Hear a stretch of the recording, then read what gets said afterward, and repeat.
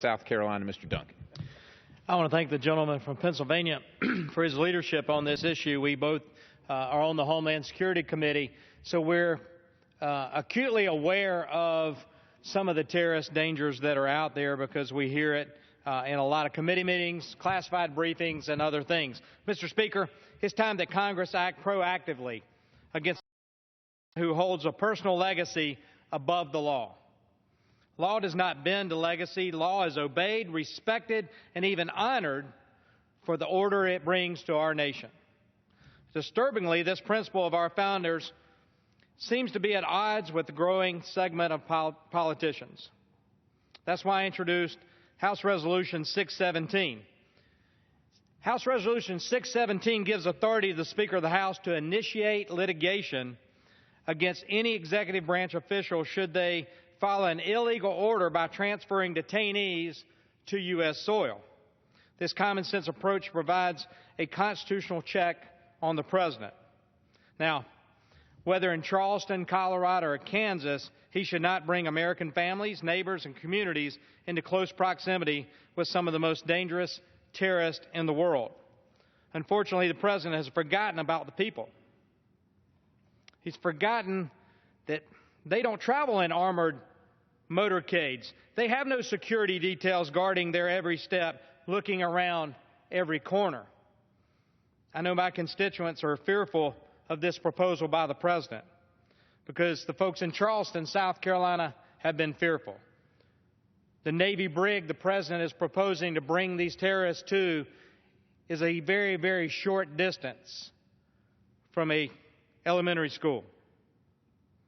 I would also call on the candidates for President of the United States, when they're campaigning around South Carolina, ask them a question. Do they support housing terrorists in our neighborhoods? That's a legitimate question. Near our children who are at schools or near our churches where we worship. Mr. Speaker, the language that prevents transferring detainees to U.S. soil was actually put in by a Democrat Congress in partisan fashion ever since. It was further reaffirmed in last year's NDAA. It is against the law for the President to transfer detainees. I'm going to stop using the word detainees, terrorists. It's against the law for a President of the United States to transfer terrorists from Guantanamo Bay to the United States to our soil. That is in the law. And it's been in the law since the Democrats controlled this body. We just reaffirmed it this year. This isn't a Republican or Democrat issue. It's bipartisan. It's against the law. Now, I visited GTMO. When I was a freshman in Congress 5 years ago, I went down there to see it for myself. And some of the biggest names on the terrorist roster are located there due to the brave efforts of our men and women in combat to capture these guys on the battlefield.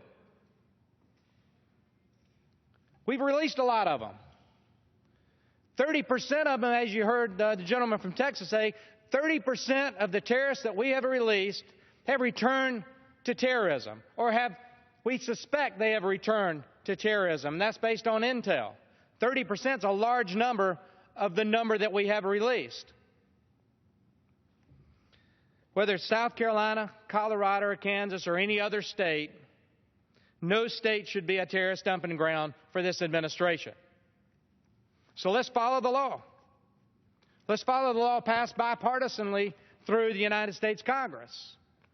Let's force the President to follow the law, because if he doesn't, let's pass H.R. 617 and give the Speaker of the House the legal grounds and the authority to file a lawsuit, to put an injunction in place to keep him from violating the law.